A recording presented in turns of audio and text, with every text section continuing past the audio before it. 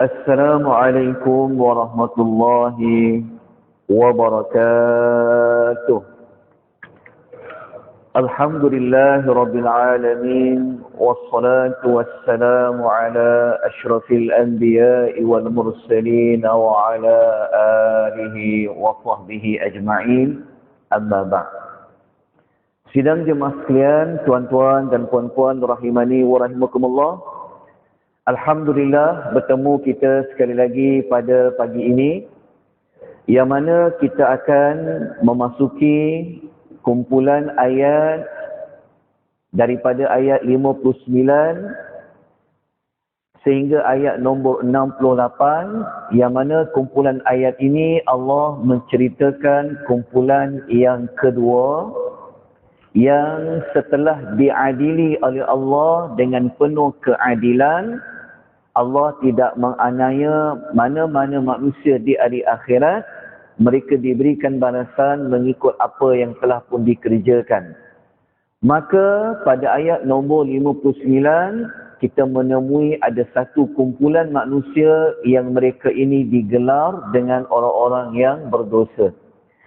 Siapa yang ada nota bercetak, sila rujuk muka surat nombor 70 untuk melihat ayat yang ke-59. A'udzu billahi minasy syaithanir rajim.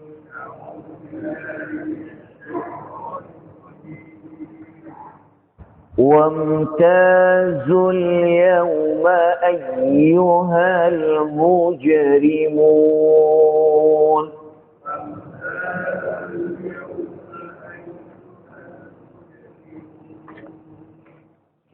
Ayat yang ke-59, Allah mengatakan dan tu merujuk kepada ada perintah kepada orang-orang yang kafir. Allah kata wamtazu, berpisahlah kamu al-yawma, pada hari ini. Kita selalu jumpa banyak perkataan al-yawm, pada hari ini, pada hari itu. Allah nak menekankan kepada kita supaya kita dapat membayangkan. Jadi Allah guna al-yawma, maknanya Allah seolah-olah nak mengajak kepada kita membayangkan, kita visual tentang hari akhirat itu. Wamtazu maksudnya berpisah. Dia diambil daripada kalimah imtiyaz. Yang mana Allah mengatakan ayyuhal mujrimun, wahai orang yang berdosa. Ini menunjukkan bahawasanya di hari akhirat orang yang beriman diletak pada bahagian yang lain. Orang yang tidak beriman diletak pada bahagian yang lain. Allah pisahkan kedua-dua kumpulan ini.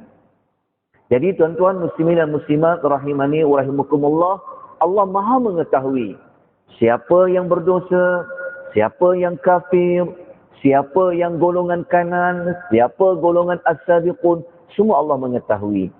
Di dunia kita bercampur. Kita tak tahu orang ni munafik ke, orang ni bagus ke, orang ni tak bagus. Di dunia kita hidup dalam keadaan kita bercampur. Tapi di hari akhirat dia panggil hari pemilihan. Allah memilih, Allah mengasingkan. Dalam ayat lain, kalau tuan-tuan nak rujuk tentang isi kandungan ayat 59 surah Yasin, tuan-tuan, dalam nota tu saya ada lapirkan dua ayat, antaranya surah Yunus ayat nombor 28.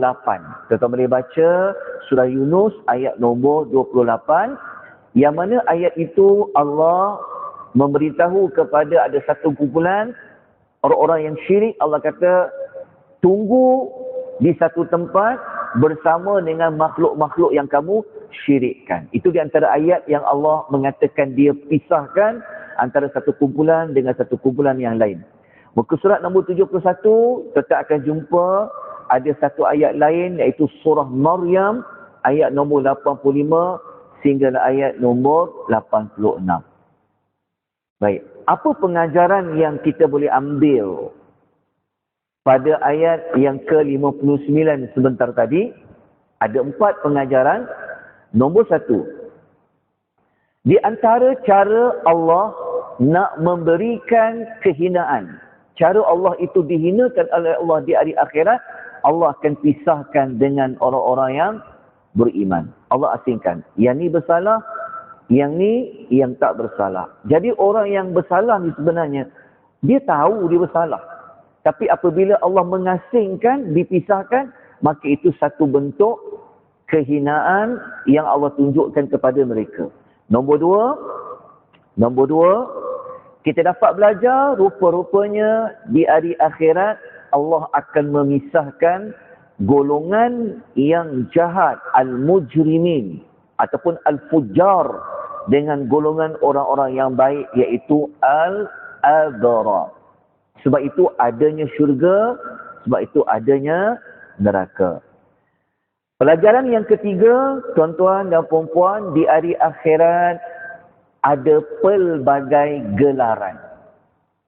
Ada orang di hari akhirat Allah panggil dia ayyuhal mujrimun. Ada orang Allah panggil dia wahai orang yang berdosa, seperti ayat nombor 59.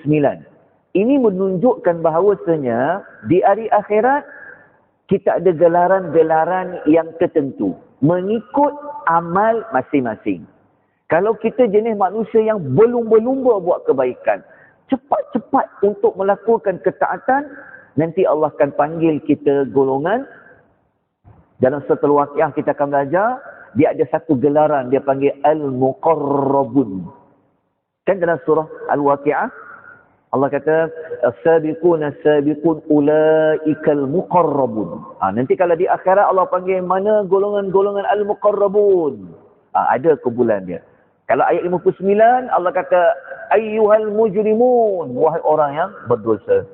Kalau boleh kita tak nak mendapat gelaran di kalangan orang yang berdosa. Ada orang Allah gelar dia golongan, mana golongan-golongan kanan, ashabul yamin. Dia ada golongan kanan. Ada orang golongan ashabus shimal, golongan kiri. Kita mesti berada pada golongan kanan, iaitu golongan termasuk golongan al-muqarrabun. Kalau kita akan baca surah Al-Insan, nanti kita akan belajar ada panggilan tu dalam surah Insan tu. Allah kata ada golongan innal adrar, golongan abrar, orang yang banyak berbakti. Lawan dia apa? Al-fujjar, ada golongan fujjar, orang-orang yang banyak derhaka. Pelajaran yang keempat, punyalah hinanya orang-orang yang banyak dosa dia kepada Allah, terutama orang-orang yang melakukan kekafiran. Allah tak sudi pun nak panggil mereka dengan perkataan. Biasanya kalau seruan, dia akan ada apa? Ya ayyuha, betul tak? Dia akan ada ya wahai ayyuha. Tapi dalam ayat ni tuan-tuan tak jumpa ya, dia tak ada ya alif tu, dia tak ada wahai. Kan biasa kita jumpa ayat ya ayyuhallazi, ya ayyuha. Sebelum ayyuha ada ya. Tapi ayat 59 jumpa tak? Ya. Allah terus panggil wantazul yawma ayyuha ayyuha. Dia tak ada ya ayyuha. Kalau tak ada ya tu, maknanya Allah benci sangat orang ni, sehingga Allah tidak mahu memanggilnya dengan ada gelaran wahai. Tak ada. Dah tak ada lembut-lembut dah, tak ada wahai-wahai dah. Ayyuha. Tentang jelas, tentang tengok pada ayat nombor 29, kita akan dapati tidak ada ya. Okay. Muslimin dan muslimat rahimani wa rahimakumullah, apa yang perlu kita lakukan, apa yang perlu kita buat setelah kita faham ayat nombor 59, sudah pasti kita semua kenalah memperbanyakkan amal-amal salih. Kita kena buat banyak amal salih. Kalau tuan-tuan ingin menjadi golongan al-muqarrabun, maka kenalah jadi orang yang as-sabiqun as-sabiqun. Orang yang banyak apa, orang yang cepat-cepat buat amal, berlumba-lumba. Kalau tuan-tuan nak dapat gelaran al-muqarrabun, buat apa yang Allah wajibkan.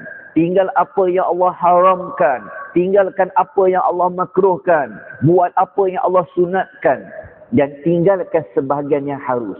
Macam tu. Tapi kalau kita amal kita buat yang wajib je, sunat ni kadang-kadang, kalau yang makruh pun kita bedal juga, macam mana nak dapat pangkat yang tinggi? Selagi dia harus, kita pulun dia. Tapi orang yang warak ni, walaupun dia harus, tapi dia tak guna keharusan tu. Kerana dia takut jatuh kepada haram. Contohnya, Allah mengharuskan kita untuk makan. Betul tak? Tapi kalau kita guna harus makan, dia makan aja. Sampaikan dia kelelahan nak buat ibadat pun tak elok juga. Allah mengharuskan kita untuk kita bercakap. Cakap pun boleh, tak bercakap pun boleh. Tapi kalau dah bagi bercakap tu, mulalah. Benda tu harus untuk bercakap.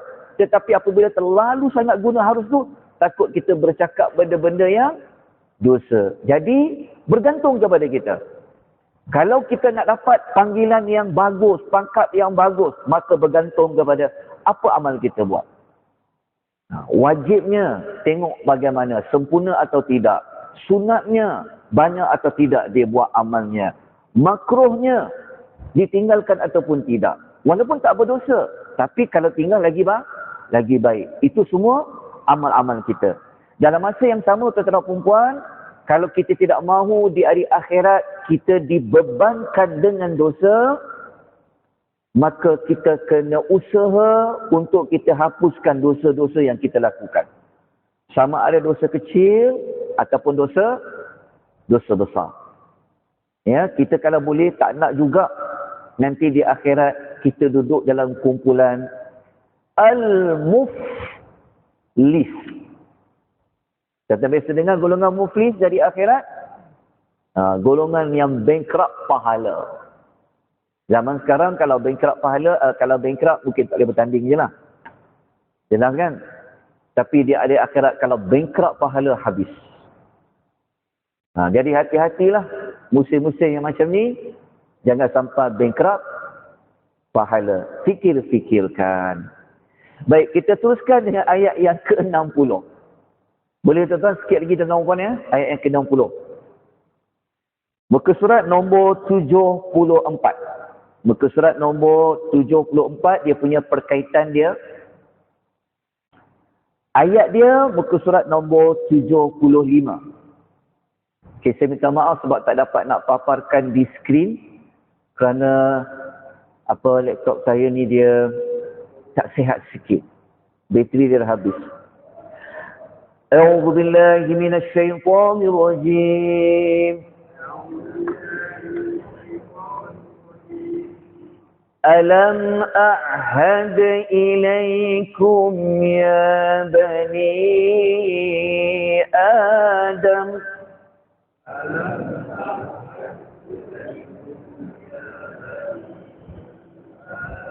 يا بني آدم ألا تعبدوا الشيطان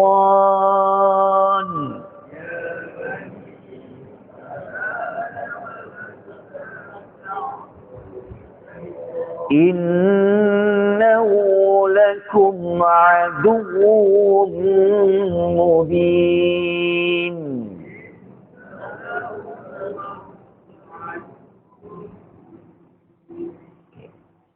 Ayat 60, jika kita kaitkan dengan ayat 59, ayat 60 ini memberikan jawapan.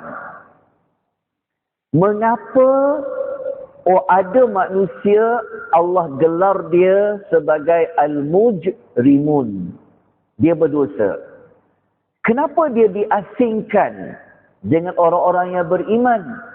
Rupa-rupanya masa dekat dunia dia tak nak mengikuti orang yang beriman, tapi dia ikut siapa? Dia ikut syaitan. Ayat 60 Tuhan kata, bukankah aku telah perintahkan kamu wahai anak-anak Adam. Maknanya ayat ni bukti menunjukkan bahawa masa kita hidup Allah telah perintahkan kepada kita wahai anak-anak Adam, agar kamu, supaya kamu jangan menyembah syaitan. Maknanya ada manusia dia pergi sembah syaitan. Apa maksud sembah syaitan? Dia ikut syaitan. Dia taat pada syaitan. Dia seperti menyembah syaitan. Allah peringatkan, kan aku dah cakap, kata Allah dulu, jangan sembah syaitan wahai anak-anak Adam. Kenapa? Sesungguhnya syaitan itu merupakan musuh yang terang kepada kamu. Allah bagi tahu dalam banyak-banyak musuh apa? Syaitan. Jadi kita kena buat kempen lawan, tetap lawan. Lawan apa? Syaitan. Kita jangan salah faham. Lain macam je pagi ni kan. Tak. Betul. Kita kena kempen lawan, tetap lawan. Lawan apa? Lawan syaitan. So kita kena buat satu poster baru. Ya, lawan syaitan sebab dia musuh. Baik, apa pelajaran yang kita boleh ambil daripada ayat yang ke-20 ni? Ada 4 yang saya dapat senaraikan, mungkin lebih lagi. Okey, nombor 1, ayat ini menjadi bukti bahawa Allah telah pun memberikan petunjuk, memberikan hidayah kepada manusia melalui lidah para rasulnya. Betul tak? Dalam Quran tuan-tuan ya, ada lebih kurang 13 tempat yang Allah mengingatkan syaitan itu adalah musuh kepada manusia. Nanti jangan di hari akhirat Allah letakkan ada manusia bersama dengan chief dia adalah syaitan. Jangan sampai macam tu. Kerana Allah telah ingatkan dekat dunia syaitan itu adalah musuh. Ini bukti dia. Nombor 2, pelajaran dia menjelaskan tentang perkara yang utama yang perlu kita jauhi oleh manusia, iaitu menyembah syaitan. Mentaati syaitan yang paling besar melakukan kesyirikan kepada Allah Subhanahu wa taala. Pelajaran yang ketiga, mentaati syaitan adalah seperti menyembah syaitan. Mungkin orang kata, saya tak sembah syaitan. Tetapi perkataan menyembah syaitan merujuk kepada mentaati syaitan.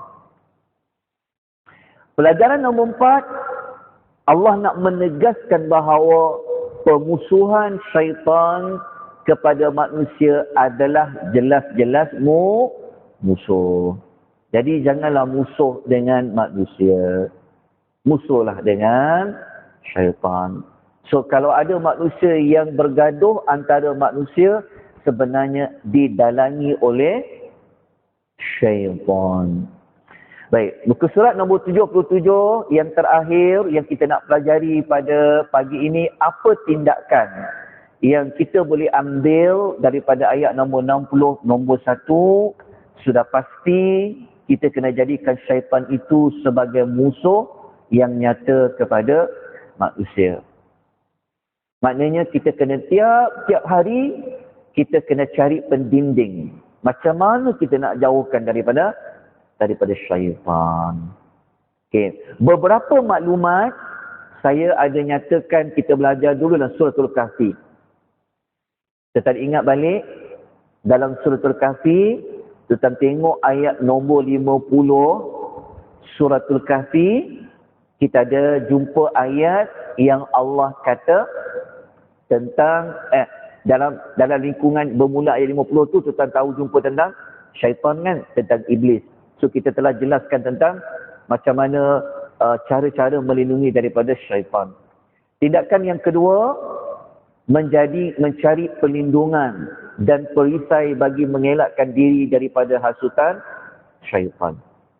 Banyakkan berzikir, elak daripada syaitan. Dalam rumah baca ayatul kursi, nak masuk rumah baca doa.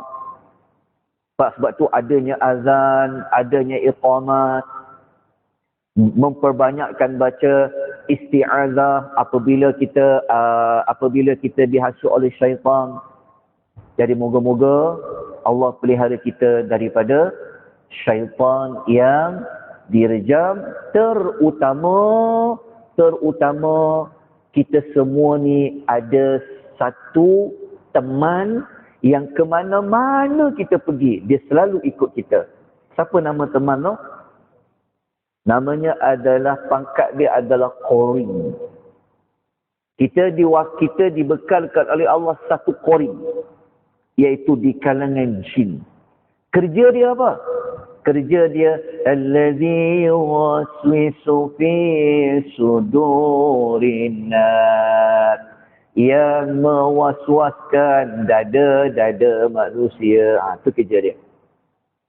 Ya, jadi minta lindung pada Allah daripada syaitan yang direjam. InsyaAllah besok kita akan sambung ayat yang ke-61. Ayat nombor 61, Allah akan beritahu kepada kita, kalau kita dilarang menyembah syaitan, maka kita perlu sembah siapa? Kita perlu buat apa? Diterangkan oleh Allah pada ayat yang ke-61. Saya mohon ampun dan maaf tuan-tuan pada pagi ini kerana tidak dapat memaparkan nota secara di skrin TV.